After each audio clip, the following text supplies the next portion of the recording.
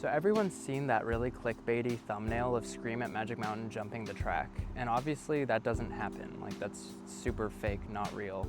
However, there's one roller coaster in existence today that technically jumps the track, and it's called Water Jump at Cedar Valley Wild Frontier Park in Comins, Michigan, which is in like northern woodlands, super rural Michigan. And I want to talk about it, and I will talk about it, but first I kind of want to give a history of everything that preceded it, everything that had to happen in order for this ride to exist today. So I'm going to skate around and talk about amusement parks. And there's a cone over here, and I'm going to get it and jump over it, or attempt to do so. Is this good? I hope it's good. It's what we're working with. So basically, to go back to the beginning, what started it all really was the Shoot the Chutes ride. And this is an amusement park ride that was built by J.P. Newberg between the years of 1884 and 1888. I couldn't find the exact year. There were different articles with different years.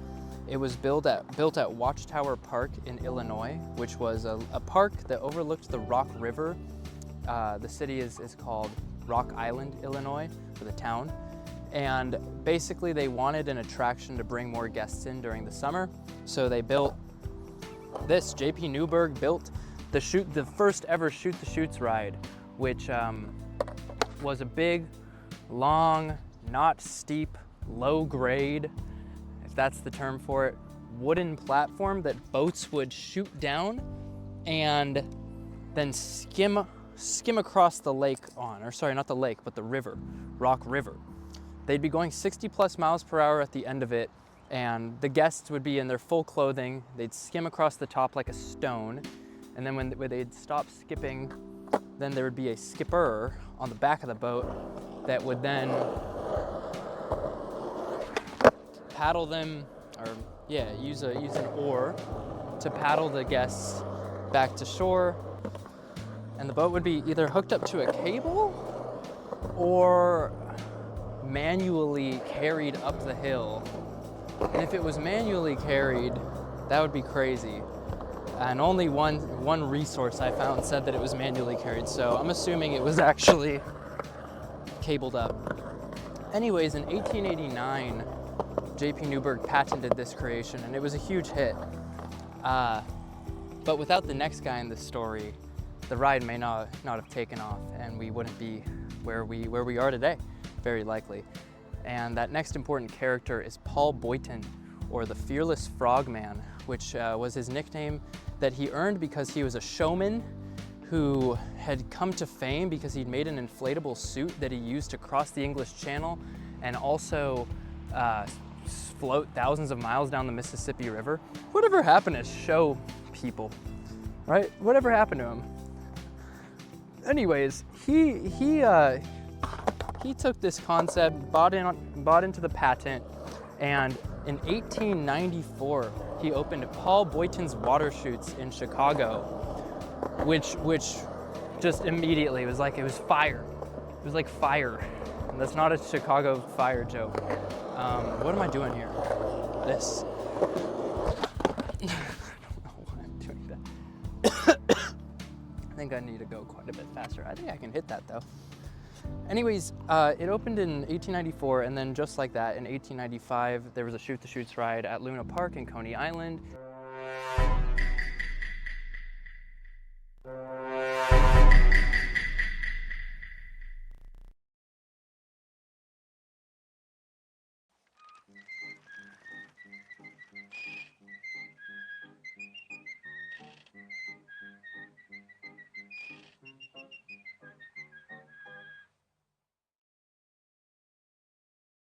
And there was a Shoot the Chutes ride that opened in San Francisco, Haight Street, and then they were everywhere. There was one in Belgium, there was one in New Zealand, then one opened in Dreamland, Coney Island, when that opened in 1904.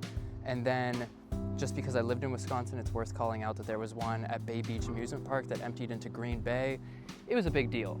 But like many things of the time, technology was so quickly improving that these rides kind of quickly came and went. They were their biggest in the late 19th and early 20th centuries, and then they lost their allure, and there are no more. I'm gonna try this.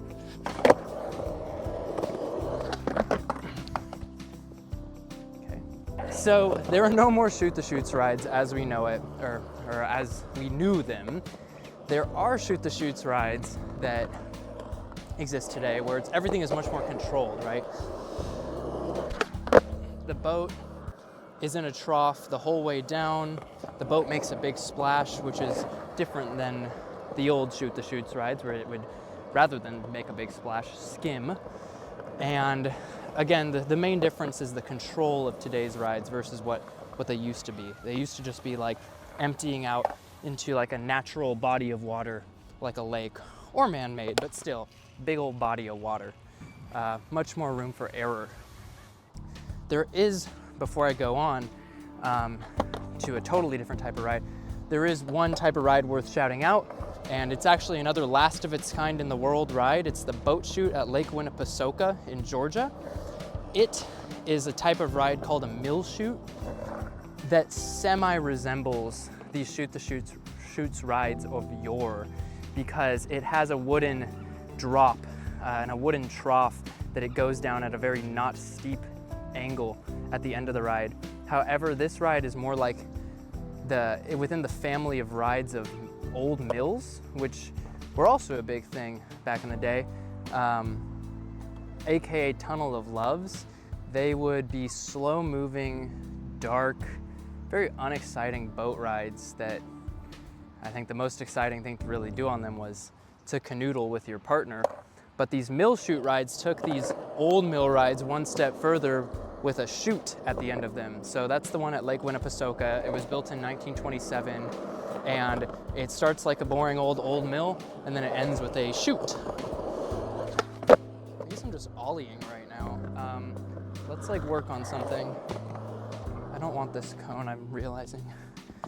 That's that, and it's just worth calling out because of its semi-resembling, like its ending that semi-resembles the Shoot the Chute rides, especially because it actually does go into a lake, though it's not just like you're not going out into a wide open lake, you're still like contained by the walls of the trough.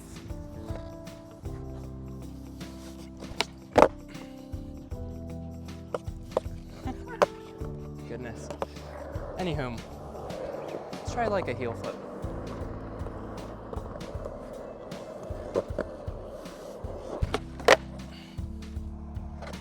The ride that I think exists today and most closely resembles the Shoot the Chutes rides of yore are the Nautic Jet rides that exist in the greater Germany area. And those were built by Sunkid Hige.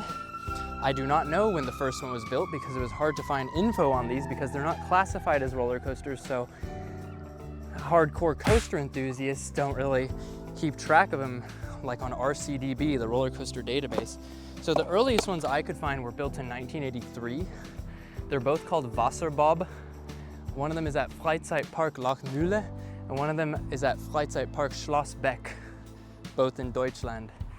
And these rides resemble, like they look like little baby versions of the old Shoot the Chutes rides because it's just one chute. It's not like a proper lift hill or anything like that, or full circuit. It's one chute. With these rides, you get pulled up backwards.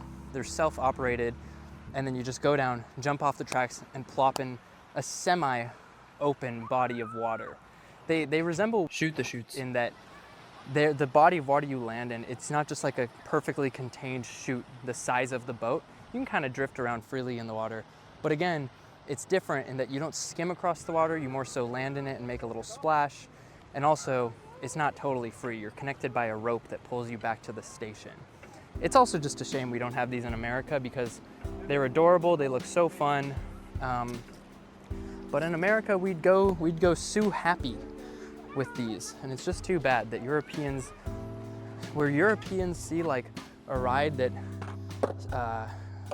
evokes childlike innocence and whimsy, Americans see dollar signs. That's really ugly. So I bring up the Nautic Jet because I think that they are actually like the most modern, like the modern version of the Shoot the Chutes rides. But B, I bring them up because they are the very obvious predecessor and probably inspiration for the water jump ride, which is the ride I mentioned at the start of this video, which is the only ride of its kind that jumps the track. And it's essentially, it's not categorized as a roller coaster, though I think it should be, because it's a full circuit. It has a lift hill, it has a drop, and then you jump off the track, just like a Nautic Jet. The drop and jump are very similar looking to Nautic Jet's drops and jumps. Even the boats you're in are very similar. However, this one's entirely different because once you drop and jump, you are now free of everything. You're not connected by a little rope or a cable. You're free. Hold on. Oh, so sketchy. Both of these are so sketchy. Yeah, but this ride was built by Fabry in 1999. I'll attach this promotional video. Basically, there were two prototypes built. There was the double jump, which went to a park in Kuwait called Hawali Park and opened there in 2004. So 5 years after they were built, it opened there. Operated till around 2022, and it's non-operational anymore. So the last one of its kind is the single jump, AKA water jump, at Cedar Valley in Michigan. And that one has a weird story. It was sold to King Carnival near Perth, Australia in 2012. So that's like a lot of years after it was built that it finally got put to use. And it only lasted there for like a little over a year, under 2 years. It was dismantled in 2014. And then it opened in America, in Michigan, at Cedar Valley in 2021. So post-COVID. And yes, COVID did delay it, but also the park really took the care to refurbish it and get it in good condition, which is really nice to see, honestly, for a ride like this that's so unique. Like a lot of really unique standalone rides don't really last that long because I'm assuming finding replacement parts is real tough. But this park obviously put a lot of love and care into it and took the time with making sure it was nice before opening it up. So there it is. That is, my claim is that water jump at Cedar Valley Wild Frontier Park in Comins, Michigan is the final evolution of the Shoot the Chutes rides. Okay, maybe not final evolution, but certainly a very unique evolution of the Shoot the Chutes rides. And it's the only one that there is, so go get out there and ride it before it might be gone. Because I still fear it's not gonna last forever. Hope you enjoyed. I'm gonna skate a little more. I also think my skate swag is pretty weak. Like I don't love these shoes, but I have to wear them because my ankies. My board is insanely ugly. I don't know why I ever went with it. I was trying to like go for a basic board, but why the pink April board? You know, I don't know, what was I thinking? That was new to LA.